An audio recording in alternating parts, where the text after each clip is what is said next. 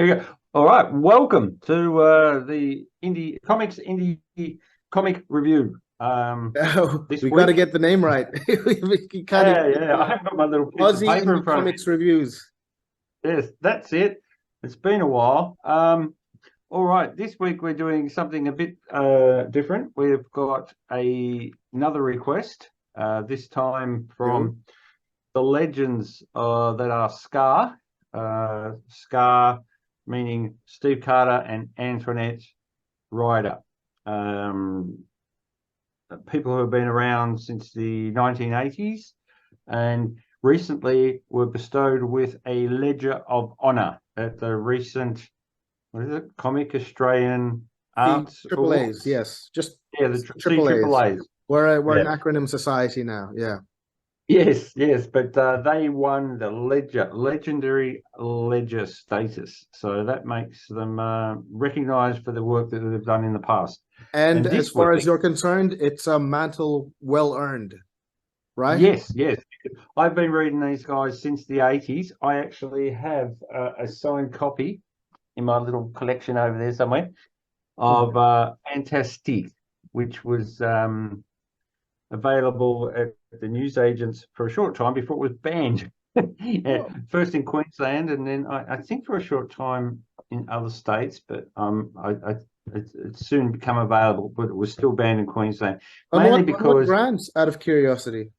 I think it was uh gore and maybe nudity and sexualized characters, adult themes. They just, well, Queensland in the 1980s was kind of like what's Oh, the look, best way look, to describe yeah. it? Boomers were Yeah. running the show back then, and yeah, Well, boomers. yeah. Well, no, the boomers were kids back then. It was the what they called No, the in the 80s, the Gen graded Xers would era. have been the kids, but the boomers would have been running the show. And Oh, sorry. Yeah. yeah, Well, I'm a boomer, and and I'm the one of the kids. I was only probably 21 yeah. when this came out, and yeah, I loved it because it was different. It was frank. It took you to places that you didn't expect to go. It took the horror and science fiction and turned them into horror and really um, science fiction, if that makes any sense. But Mhm. they It have does. always been strong components of anti-censorship, uh, and they still are to this day. And because of that stance, even though they are considered legends of Australian comics, they're still banned from several Comic Cons, the more independent ones. All right. Uh, On the same yeah, grounds of nudity and so on. yeah, content, you know, but I suppose in some of these ones that they've been banned, you could go to other tables and pretty much find the same kind of thing, but in a different context. I know there was. I remember one they got kicked out of because of their content. Strong sexualized gore, and they saw it as sexual violence. But then there was strong graphic gay comics and trans comics because it was natural to be gay, and so gay sex in comics was okay for the kids, but not what Scar were doing. And it kind of, at a while, it was a bit of hypocrisy going on. So if you're going to censor, you censor all that are going to be, upsetting to the most moral, I suppose. Otherwise, don't do it. Let anybody print what they want to print, Yeah. unless it's totally offensive, unless it's, praising Hitler or it's, child uh, sex or rape or anything like that. I think those things just don't belong anywhere. So, but yeah, and I say Scar don't go there. They do have a wider arc that they draw and have their comics in, and yeah, they know their boundaries. But they like to push it when it comes to being naughty in their storytelling, I suppose. But Yeah. That said, that's with a this, great segue into Outworlds. there it is backwards. So hopefully we'll have that up on the screen. Now, this is a series by a Reverie. It's called Worlds Within. We're actually doing issue number 2, which is done totally by Scar. This is so that's why we're probably talking about Scar more, because it gives us a chance to actually talk about them being legends of the legend, legendary legendary ledger recipients. That's hard to say, isn't it? Now, when we first did this, you and I had a bit of a discussion. You said it was an anthology, and I Yes. say no, it's a comic book about science fiction stories. But I say it's an anthology because there are short vignette stories. It's a portmanteau with the most vague connective tissue, and the only thing that connects them seems to be behind the scenes, the creators themselves. But whereas the characters and the narratives and the unfolding story within the pages themselves are not connected. And that is why I stand by my anthology classification. All right. Now, I talked with a few of my older colleagues on this, and one of those was Gary Geller, the publisher here. And we disagree, but we can see where anthology has come into that now, especially with Kickstarter. And for Australian comics to be printed these days, usually you need your friends to help you get your comic done. And sometimes that means having a whole heap of stories done together. But this comic harkens back to a style that was very popular in the 50s. And this is what I'm showing you here, that from the old entertainment comics, which went on to be DC, I think. And these were a monthly comic, and they were just weird science fiction stories, which are all different artists and writers. We're talking Wally Wood, John Severin, or Jack Davis, famous people who did a lot of comics back then for Mad Magazine, for DC, possibly even Marvel. I'm not into that kind of stuff, but I know that they are famous and they're well-known names. And that's what this comic is about. It's really a tribute to this one. So that's why I don't class it as an anthology. And just to show you, this is just number 3. I haven't got number 1, but there is a whole collection of these worlds withins that have been published by Reverie. Now, getting back to this one comic that Scar have given us, and I'm going to say it's probably one of their tamer ones. This is their more I mean, there's action there. There's violence, and you know what? There's even some sexual violence, especially in book 2, when the female aliens are devouring the male counterparts of other alien species in order to propagate. Yes.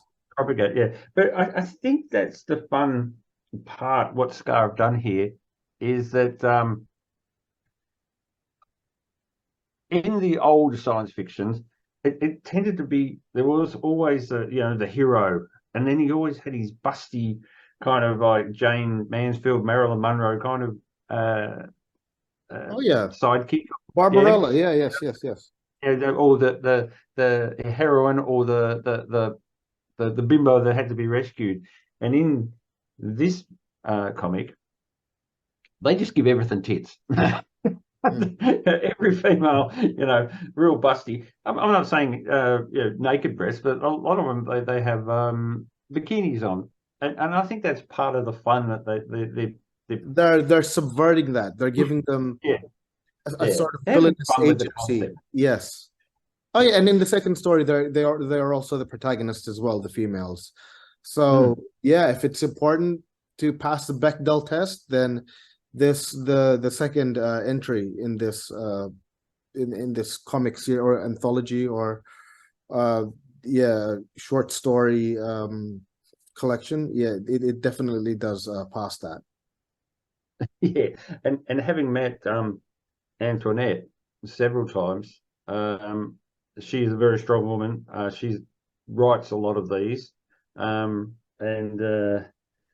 you can say that she's very pro-feminist in her writing and her actions, and if she can turn the They're getting tables the on. job done in these, yeah, in books 2 and 3.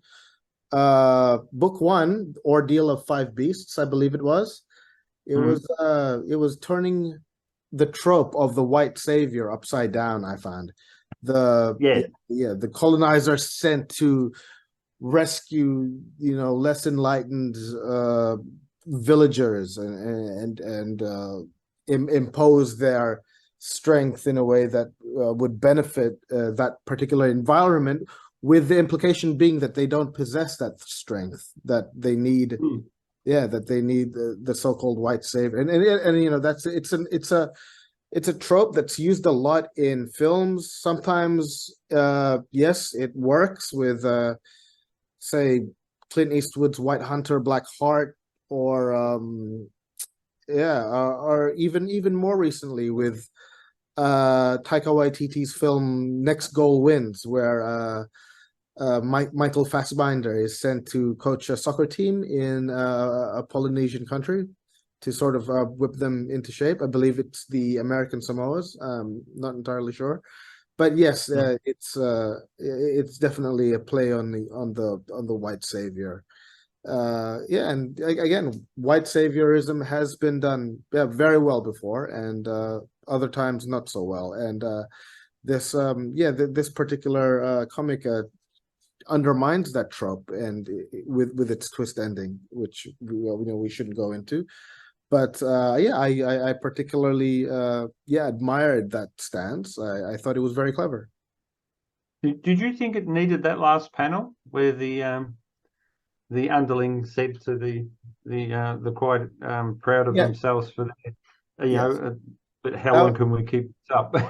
That was exposition, of course. That was exposition, and again, that's part of elucidating the intricacies and the motivations of the twist.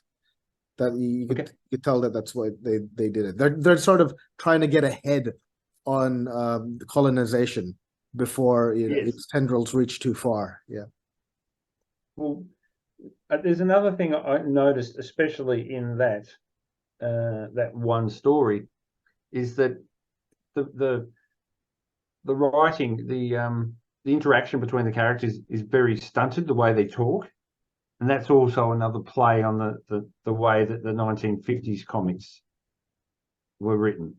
Did you feel that if the writing wasn't as fluid, like you have in modern comics? There was a lot of dialogue. No, it was very dragnet. Just the facts, ma'am, just the facts, and sometimes inundated with it, especially with in book 2 when we're given science, which they even classify as esoterica, meaning something esoteric that you can't that you can't place. That they're very aware of their own inscrutability. And I guess that stilted dialogue does come through, and now that you point it out, and again, that's all enveloped within the same intentionality. I would have liked to one day, but I don't think on this program go into some of the more risque scar stories where they seem to have that whole genre all to themselves in Australian comics. I haven't seen a lot of it around, but that's for another time. But for this one, I think it's a good representation of what they can do. They've got a very distinct style. Did you notice that? Yes. The way they draw. I've noticed that there are a lot of panels more than usual squashed in, and a lot of text which responses to visuals. Yeah. I'm just having a quick look through here, and I know this is all backwards because I'm married, but can you see how that is? This story, I've just picked one at random. See all that dialogue? Yeah, yeah. it's, it's just heaps and heaps. And it's I the don't same. mind. I Yeah, don't yeah. See mind. that? Yeah, That's what they've looked for, and um, I I don't want people to think that, oh my God, that's amateurish the way they've done it. It's not. It's a no, no, parody no, done it on isn't. purpose. Yeah. Yeah, Mm, a lot of the comic book readers that you and I know are themselves just readers. mm. A wall of text is nothing. Once you see how well it services the story or how well it's paced, you'll realize that it's not a wall at all. Yeah, because it got to the point where some stories they didn't have any dialogue, not even sound effects. They used the picture to tell the whole thing, which is an art in itself. Yeah, But sometimes it's good to have a good short story. It's sometimes that's the only way you can translate a short story into a comic is by just putting in all that dialogue because it means so much. And if it works, it works. If it doesn't, it doesn't. And I think in this it does work. yes, yes, Yeah. yes. Anyway, what else can we thought? What other stories were in that one? I'm just having a quickie look. I'm Yeah, not sure if any of these are going to be printed. I know they've got 3 so far, but what the um, that last story had me totally puzzled. That was jumping in and out of dimensions all over the place. yeah, yes, yeah, and playing with time a lot. And there was a brief prologue about the Olympics, which made some really good points. I mean, in a world of genetic enhancements, are the Olympics at all meaningful? And then I just realized that. Yeah, that was that one page. again, It, yes, it, yes. It's in line that, with their creative undermining, just like they did with the White Savior in the first entry. You got to give them a lot of credit for their meta, yeah, their meta stance, how they're able to look above the story and comment on the story itself. And that, yeah, the that mechanism of story, storytelling, yeah. it reminded me a lot of a comedian I saw once, and during the Olympics, I think it might have been in the 80s, maybe a little bit earlier. And they were talking about the East Germans back then, how they got caught taking lots of drugs, and they were enhanced.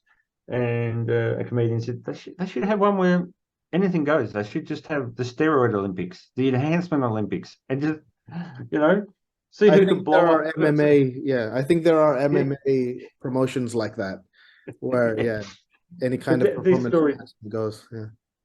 yeah. Well, this one takes it that little bit further with people being sharks and people jaguars and even the idiot commentators just being total mouse and Technically not performance enhancers, genetic enhancers, you know. yes, yes, yes, And then that yes. sort of devolves into an assassination, witnessing an assassination, and then it becomes a very overstated cat and mouse story with yeah, where two interlopers are rescued by another feminine figure who yeah, successfully fights away the antagonists, who themselves are a vicious band of females. And I'm looking at they're very original when it comes to drawing space monsters. I'm going to have to admit The they Amazons and yeah, the Five Beasts and so on. Yeah, but they all seem to have breasts. That was always the well, it funny made part for me. sense in issue 2. But yeah, should we give it our final scores? How did you feel about Outworlds, Danny? I I enjoyed it. One because I know their history. I think a lot of people, maybe younger people, look at it and go, "Oh, what is this?" But I can see the parody and the fun they've had doing it, and I think Gary Della, the publisher, saw that, and that's why he was totally behind it and released it as as them being the only creative team on this issue. And yeah, I say if you get a chance, it's on the Reverie website, and I think it's also on ComX as well. It's one of the few Reverie ones that is in ComX. So okay. I said, get it, have a read, check it out, and then let us know. Yeah, check it out, and yeah, let us know what you think. And if you're really brave and you have a mature mind, just have a deep dive into some of the Scar stuff. There are other things, which I can't really name here, some of them. Well, my favourite one, I'm not allowed to say here. If you're into that kind of gorehound thing, go for it. You'll love it, because they're quite famous around the world for it. Okay, on that note, thank you very much, and we'll see you next time. Take care. Thanks, Max. Like, share, and subscribe. Thank you very much.